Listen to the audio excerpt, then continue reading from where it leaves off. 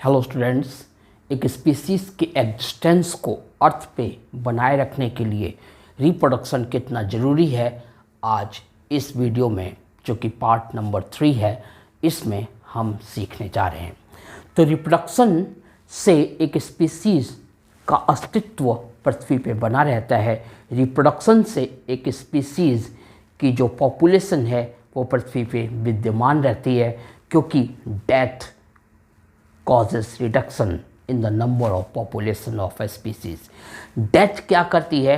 Death एक species की संख्या में कमी लाती है, और जब डेथ एक स्पीसीज की संख्या में कमी लाती है तो अगर लगातार डेथ होती गई तो उस स्पीसीज का अस्तित्व ही इस पृथ्वी से मिट जाएगा। लेकिन रिप्रोडक्शन जो कि नई उत्पत्ति करवाता है, नए जीवों की उत्पत्ति करवाता है उसी स्पीसीज की, तो उससे क्या होता है, उस स्पीसीज का अस्तित्व लगातार पृथ्वी पे बना रहता है। इस तरीके से हम कह सकते हैं कि death causes reduction in the number of individuals of a population which is restored by the addition of new individuals through reproduction. जो मृत्यु है वो इंडिविजुअल्स की पॉपुलेशन की संख्या में कमी लाती है या कमी का कारण बनती है, और उस कमी की भरपाई, उस कमी को जो पूरा किया जाता है, उस कमी में जो इंडिविजुअल्स की संख्या में ऐड होता है वो रिप्रोडक्शन के द्वारा होता है। यानी कि एक इंडिविजुअल की संख्या बढ़ती है तो वो रिप्रोडक्शन के द्वारा बढ़ती है, और एक इंडिविजुअल की संख्या घटती है तो वो डेथ के कारण घटती है। और दोनों ही निश्चित घटनाएं हैं जो एक जीव में घटित होती हैं। मृत्यु निश्चित है, मृत्यु हर व्यक्ति को आती है, हर इंडिविजुअल को, हर लिविंग थिंग को आती है। इसलिए जब मृत्यु होगी तो उनकी संख्या में कमी होगी। इस प्रकार से जब रिप्रोडक्शन करेगा इंडिविजुअल तो उसकी नई संख्या बढ़ेगी और उसका अस्तित्व, जिस भी स्पीसीज का वो इंडिविजुअल है, उसका अस्तित्व इस पृथ्वी पे बना रहेगा।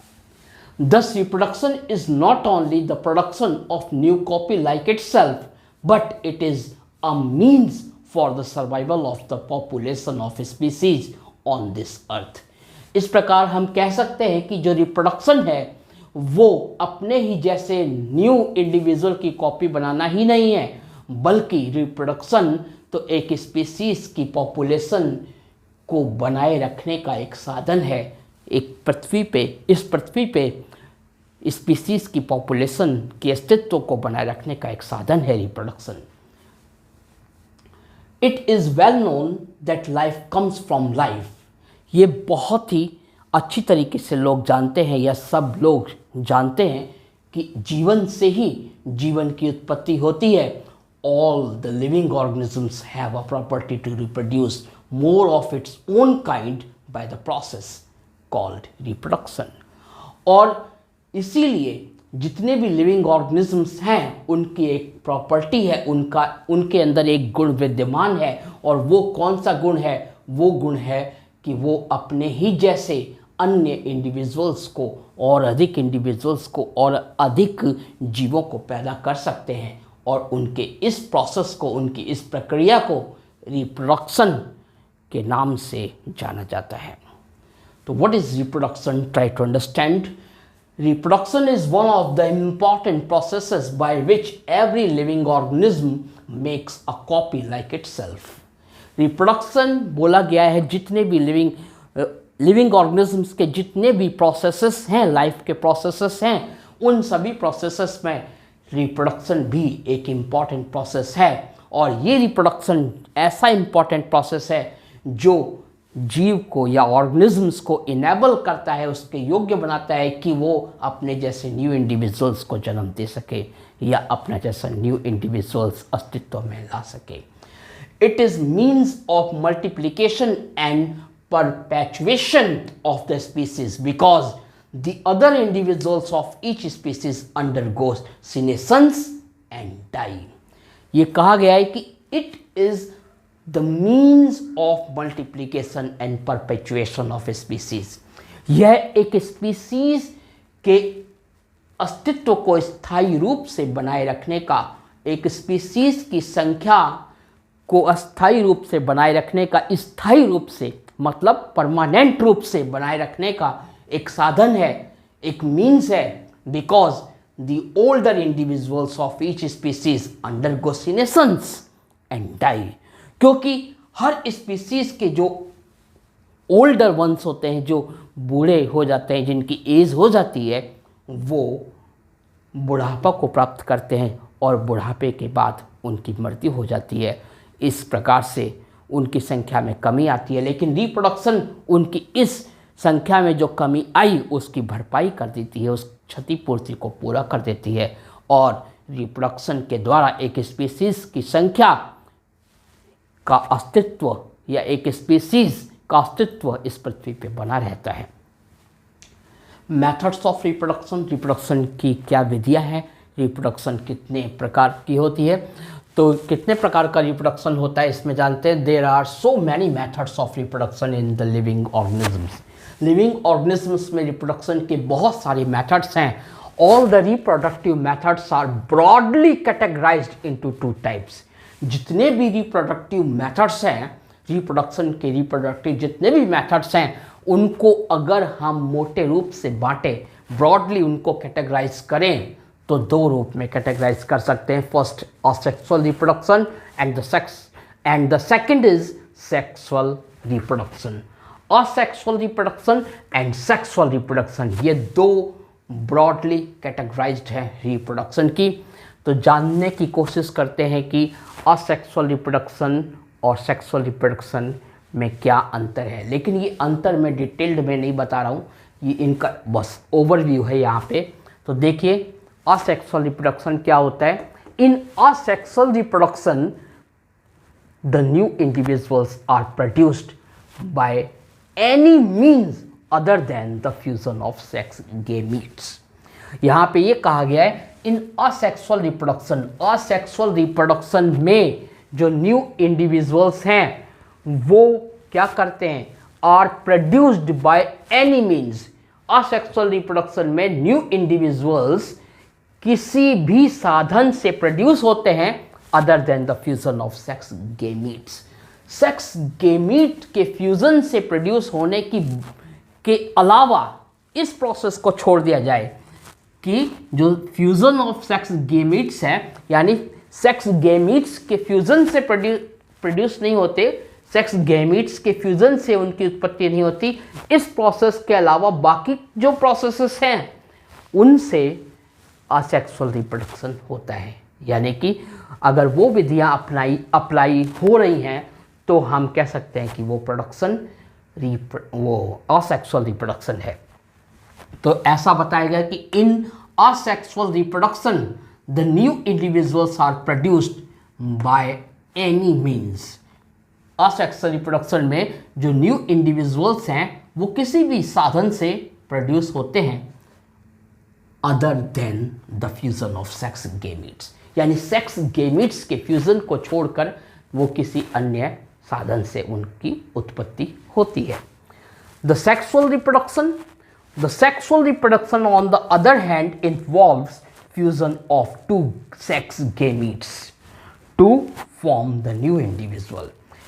वहीं सेक्सुअल रिप्रोडक्शन में बताया गया है कि सेक्सुअल रिप्रोडक्शन में क्या इन्वॉल्व है, बोला गया the sexual reproduction involves fusion of two sex gametes to form the new individual. Sexual reproduction में टू सेक्स गेमीट्स का फ्यूजन इन्वॉल्व है, यानी टू सेक्स गेमीट्स का जब फ्यूजन होता है तब जाके सेक्सुअल रिप्रोडक्शन, यानी उस टाइप के रिप्रोडक्शन को सेक्सुअल रिप्रोडक्शन कहा जाता है। तो यहाँ पे गेमीट्स क्या होते हैं? गेमीट्स एक प्रकार से सेक्स सेल्स होती हैं, जो मेल में होती हैं वो मेल सेक्स सेल्स होती हैं और फीमेल में भी होती हैं वो फीमेल सेक्स सेल्स होती हैं। मेल के सेक्स सेल को हम स्पर्म कहते हैं और फीमेल के सेक्स सेल्स को हम ओवम कहते हैं। अगर वो सिंगल है, सिंगल से ज़्यादा है तो ओवा, या उसे एक्स सेल्स का भी नाम दिया जाता है। तो इस तरीके से गेमिट्स कहते हैं उनको साइंटिफिक लैंग्वेज में, बायोलॉजिकल लैंग्वेज में। तो यहाँ पे एक ओवरव्यू दिया था रिप्रोडक्शन का और उसके टाइप्स का, बहुत ही संक्षिप्त में, बहुत ही शॉर्ट में। लेकिन ये एनसीईआरटी टेक्स्ट बुक में रिप्रोडक्शन को किस तरीके से डिफाइन किया गया है उसको भी जानने की कोशिश करते हैं। तो reproduction by NCERT text book, NCERT text book reproduction को कैसे डिफाइन करती है? देखिए, एनसीईआरटी टेक्स्ट बुक कहती है कि reproduction is defined as a biological process in which an organism gives rise to young ones similar to itself. According to NCERT textbook, reproduction is defined as a biological process. Reproduction को एक biological process के रूप में define किया जाता है जिसमें एक ऑर्गेनिज्म क्या करता है, एक न्यू ऑफस्प्रिंग को या न्यू वंस को जन्म देता है जो कि उसके जैसा ही हूबहू होता है, सिमिलर टू इटसेल्फ का मतलब अपने जैसे ही एक न्यू यंग वन को यानी ऑफस्प्रिंग को जन्म देता है। The offsprings grow, mature and in turn produce new offspring. और वो ऑफस्प्रिंग क्या होता है, ग्रो करता है, विकास होता है उसका, वो ग्रो करता है, मैच्योर होता है, उसमें मैच्योरिटी आती है, डेवलपमेंट होता है उसका फिजिकली, मेंटली और सेक्सुअली। और फिर वो क्या करता है, प्रोड्यूस न्यू ऑफस्प्रिंग, और फिर वो अपने ही जैसे न्यू ऑफस्प्रिंग को दोबारा रिप्रोड्यूस करता है, उसको जन्म देता है। Thus there is a cycle of birth, growth and death। इस प्रकार बोला गया है, Thus there is a cycle of birth, growth and death। इस प्रकार ये जो बर्थ, ग्रोथ और डेथ की साइकिल है, इनका जो चक्र है वो चलता रहता है। जन्म हुआ एक जीव का, फिर उसका विकास हुआ, वो बड़ा हुआ धीरे धीरे, फिर सीनेसेंस आया और फिर उसकी डेथ हो गई। तो इस प्रकार से ये जो साइकिल है, ये जो चक्र है जीवन काल का, चलता रहता है। Reproduction enables the continuity of the species generation after generation. Reproduction क्या करता है, एक स्पीसीज की जनरेशन, एक जनरेशन के बाद अगली जनरेशन, अगली जनरेशन के बाद अगली जनरेशन की कंटिन्यूटी को बनाए रखता है या बनाने में अपना योगदान देता है।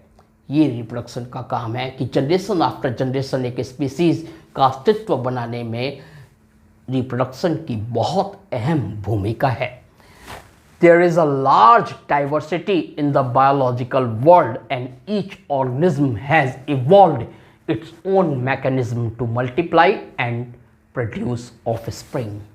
यहाँ पे आपको एक बात बताई गई है कि there is a large diversity in the biological world and each organism has evolved its own mechanism to multiply and produce offspring।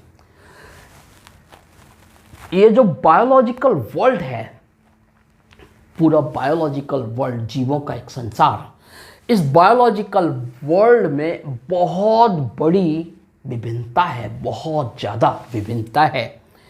और ईच ऑर्गेनिज्म, प्रत्येक जीव क्या करता है, has evolved its own mechanism. और प्रत्येक जीव अपने मैकेनिज्म का विकास करता है। किस लिए? To multiply and produce offspring, अपनी संख्या को बढ़ाने के लिए और ऑफस्प्रिंग को यानी एक नए यंग वन को जन्म देने के लिए। The organism's habitat its internal physiology and several other factors are collectively responsible for how it reproduces. यहाँ पे ये कहा गया है कि जो ऑर्गेनिजम्स हैं उनका हैबिटेट क्या होता है। हैबिटेट के बारे में कहा गया है कि the natural home of a plant और एन एनिमल। एक प्लांट और एक एनिमल का जो नेचुरल होम है, जिसे हम कह सकते हैं किसी पौधे या पशु का जो प्राकृतिक आवास है, उसे हैबिटेट कहते हैं। तो यहाँ पे आपसे बताया गया the organism's habitat its internal physiology and several other factors are collectively responsible for how it reproduces. जो ऑर्गेनिजम्स हैं उनका हैबिटेट, उनकी आंतरिक जो फिजियोलॉजी है, शरीर की आंतरिक बनावट है, और बहुत से अन्य फैक्टर्स, ये सारे मिलकर ये निर्धारित करते हैं, इसके लिए जिम्मेदार होते हैं कि वो किस प्रकार से रिप्रोड्यूस करेगा उस अपने नए ऑर्गेनिजम्स को, मतलब नए इंडिविजुअल्स को अस्तित्व में लाने के लिए। तो based on whether there is participation of one organism or two in the process of reproduction, it is of two types. यहाँ पे कहा गया है, इस बात को ध्यान में रखते हुए कि जो एक ऑर्गेनिज्म है उसका पार्टिसिपेशन होगा या दो ऑर्गेनिजम्स का पार्टिसिपेशन होगा रिप्रोडक्शन के प्रोसेस में, इस बात को ध्यान में रखते हुए रिप्रोडक्शन को टू टाइप्स में बांटा गया है। तो based on whether there is participation of one organism, इस आधार पे कि रिप्रोडक्शन में वन ऑर्गेनिज्म पार्टिसिपेट करेगा, शामिल होगा या भागीदार होगा, या टू ऑर्गेनिजम्स पार्टिसिपेट होंगे, इन दो आधारों पे रिप्रोडक्शन को दो भागों में बांटा गया है, एक सेक्सुअल रिप्रोडक्शन और दूसरा असेक्सुअल रिप्रोडक्शन। तो देखिए असेक्सुअल रिप्रोडक्शन के बारे में क्या बोला गया है, when offspring is produced by a single parent with or without the involvement of gamete formation, the reproduction is asexual.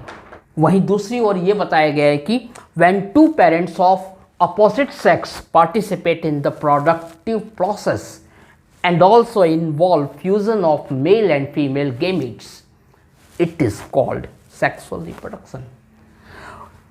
ये अगर दो पेरेंट्स अपोजिट सेक्स के, यानी दो पेरेंट्स में से एक मेल है दूसरा फीमेल, एक मेल एक फीमेल, ये दो पेरेंट्स हैं अपोजिट सेक्स के, अगर वो रिप्रोडक्टिव प्रोसेस में इन्वॉल्व हो रहे हैं, पार्टिसिपेट हो रहे हैं, और मेल और फीमेल गेमेट्स का फ्यूजन भी उसमें शामिल है, तो इस टाइप का जो रिप्रोडक्शन है वो सेक्सुअल रिप्रोडक्शन कहलाएगा।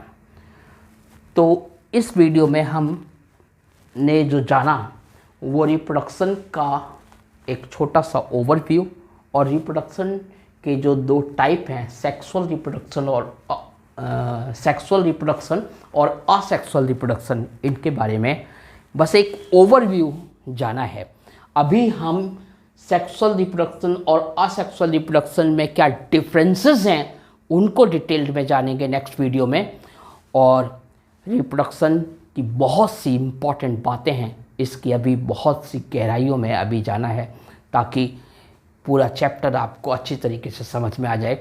तो नेक्स्ट वीडियो में और नॉलेज के साथ फिर आऊँगा मैं।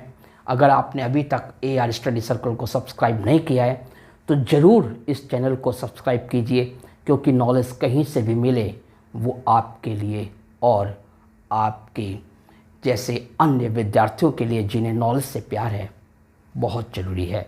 और हर जगह से विद्यार्थी का ये दायित्व है कि उस नॉलेज को वो बटोरे, कलेक्ट करे और अपनी नॉलेज बढ़ाए। So thank you very much for watching this video. Thanks a lot.